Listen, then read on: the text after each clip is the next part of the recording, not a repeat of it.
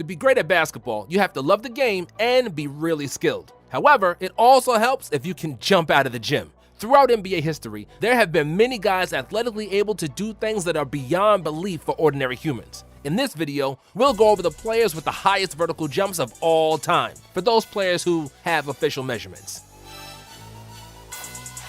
Shannon Brown, 44.5 inches.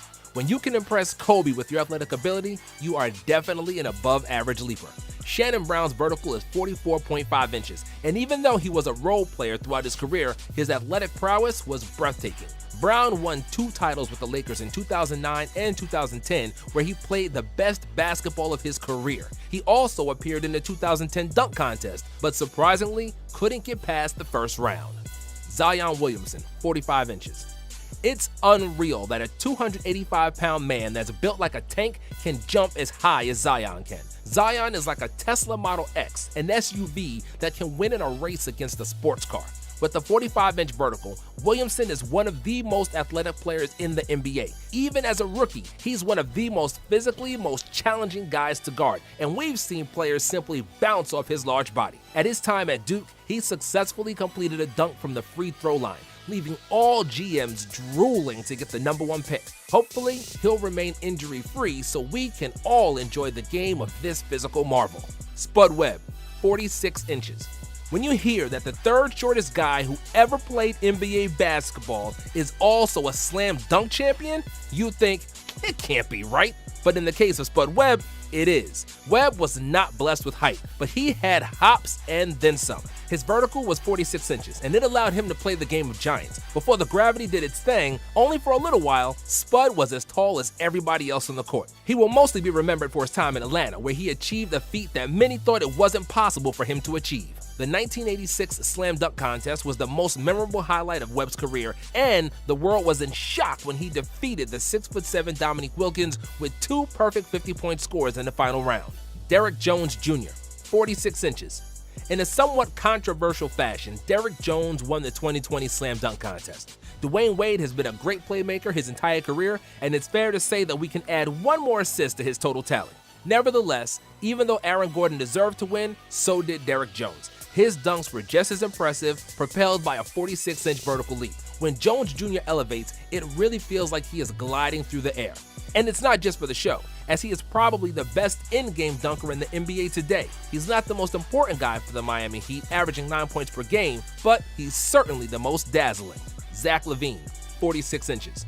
While many of today's NBA players can dunk, not everybody can really fly like LaVine. When the photo of your slam dunks looks fake because it seems impossible that you could actually dunk from that far, then you know you got hops. Zach LaVine is a proud owner of a 46-inch vertical jump and is widely regarded as one of the most athletic players of the new NBA generation. Zach won 2 slam dunk contests in 2015 and 16, and his dunk duel against Aaron Gordon was arguably the best slam dunk contest of all time. After he tore his ACL in 2017, it seemed like his jumping ability would be diminished, but he managed to return to his old athletic self. LaVine added a reliable jump shot as well and is playing the best basketball of his career, averaging over 25 points per game for the Bulls this year. James White, 46 inches. James White did not have a stellar NBA career, appearing in only 67 games with the averages of 2.7 points in less than 9 minutes per game. He was more popular overseas than he was in the States, and his career story is that of a great dunker, not so much a great player. Nicknamed Flight, James White could really soar when he turned on the Jets. With the highest measured vertical of 46 inches, dunking was his specialty, and he was famous for various between-the-legs acrobatics. He appeared in many dunk contests in various leagues, including the 2013 NBA Dunk Contest as a member of the Knicks. He won an NBA championship with the Spurs in 2007, even though he didn't get a second of playing time in the playoffs. Jason Richardson, 46.5 inches. Jason Richardson was the 5th pick in the 2001 NBA Draft after a successful 2-year stint for Michigan State University, where he won the 2000 NCAA title. Drafted by the Warriors, Jay Rich dazzled with his scoring and exceptional athletic ability. With his 46.5-inch vertical, he was the most athletic player in the league in the early 2000s. Considering he played at the same time as peak Carter, T-Mac, and Kobe, that is definitely something to be proud of. In the manner of Shawn Kemp, Jay Rich was vicious to to the rim, and his dunks made a regular appearance on the NBA Top 10. His out-of-this-world bounce helped him to win the 2002 and 2003 Slam Dunk Contest, and Jay Rich became the first player since Jordan to win it back-to-back. Richardson was a part of We Believe Warriors and 7 Seconds or Less Suns before finishing his career in Orlando and Philadelphia. Dennis Smith Jr., 48 inches.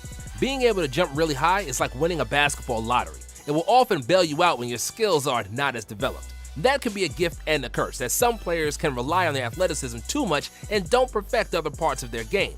Dennis Smith Jr. is one of those players. He can jump like Michael Jordan and has the same 48-inch vertical as him, but he's far away from his airness. Smith's career has been relatively disappointing so far, and he's averaging only 5 points per game for the Knicks this season. Despite those springs in his legs, he doesn't look like a starting NBA point guard as of yet, and will have to improve his skill to justify big expectations. Darrell Griffith, 48 inches. When we think about the NBA high flyers of the 80s, the first associations are Jordan, Dominique, and Dr. J.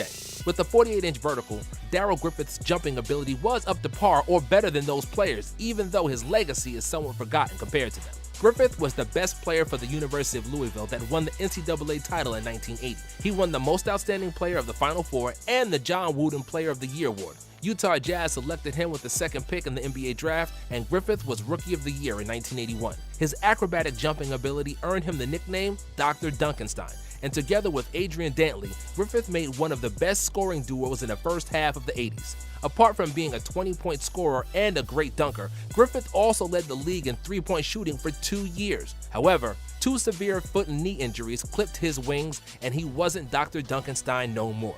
His production declined, and Griffith was forced to retire at age 32. He played in Utah his entire career, and his number is retired by the team. Michael Jordan, 48 inches. Michael Jordan was destined to be great at basketball. He had a perfect body for the sport, and his 48-inch vertical and huge hands set him apart from everybody else. Exceptional leaping ability allowed MJ to make dunks from the free throw line, and it seems that for him, the laws of gravity apply a bit less.